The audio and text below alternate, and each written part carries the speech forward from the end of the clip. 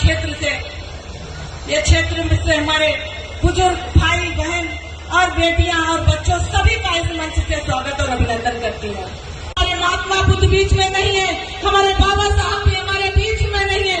उन्होंने जो कार्य किए उनके पदचिन्हों पर हम लोग चल रहे हैं, लेकिन उस पदचिन्हों पर कुछ लोग ही चल रहे हैं, सभी लोग नहीं चल रहे हैं।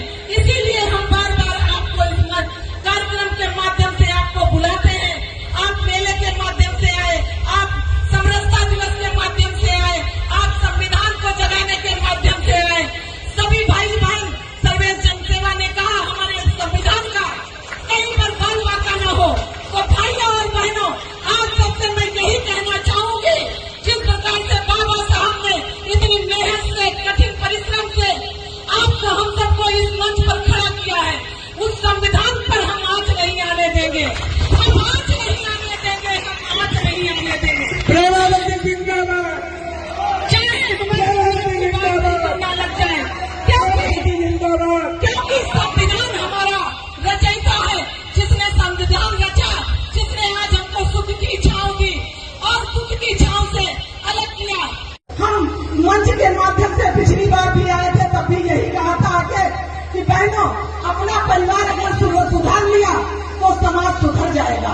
हमारा युवा, हमारा बुजुर्ग, हमारा पति अगर कोई गलत रास्ते पे चलता है तो हमारा सबका फर्ज है कि उसको मुल्ला मौलवी नाव को तंत्र मंत्र नहीं कराना चाहिए। हमें केवल अपनी बाड़ी से, मधुर बाड़ी से, मृदु बाड़ी से और कठोर बातें कहोगे तो वो और बनने की बजाय बिगड़ जाएगा।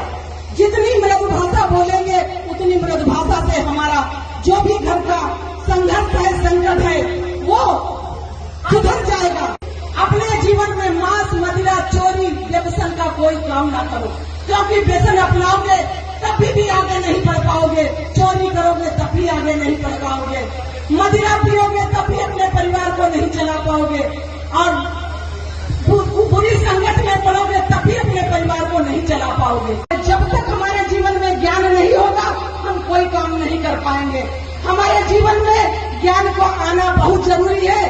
कहते हैं चाहे हम बीए कर लें, इंटर कर लें, एमए पास कर लें, डबल एमए कर लें, कुछ भी बन जाए, और हम अगर ज्ञान नहीं है तो हम आगे कोई काम नहीं कर पाएंगे। जैसे ही हमारे महात्मा बुद्ध, हमारे बाबा साहब, जिन्होंने महात्मा बुद्ध को अपना गुरु बनाया और उनसे ऐसी ऐसी शिक्षाएं सीखी जो आपके जीवन में बिखेरी, पूरे संसार में बिखेरी, पूरे भारतवर्ष में बिखेरी। वो भारतवर्ष आज बाबा साहब को चरणों में नतमस्तक है।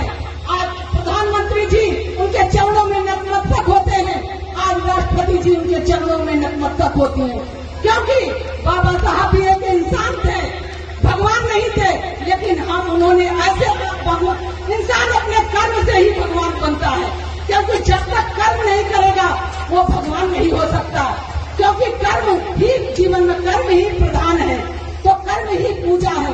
आप सबको यही कहते हुए जब अपनी वाणी को विराम दूंगी, बाबा साहब के चरणों में नमन करते हुए और भगवान बुद्ध जी के चरणों में नमन करते हुए आई हुई सभी जनता को, माताओं बहनों को, मंच पर बैठे हुए सभी सदस्यों का अभिवादन करती हूँ, स्वागत करती हूँ और अपनी वाणी को विराम देती हूँ।